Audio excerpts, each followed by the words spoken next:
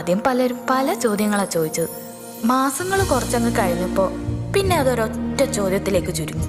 ഒരു master piece ചോദ്യം. മോളെ, വിശേഷമൊന്നായില്ലേ?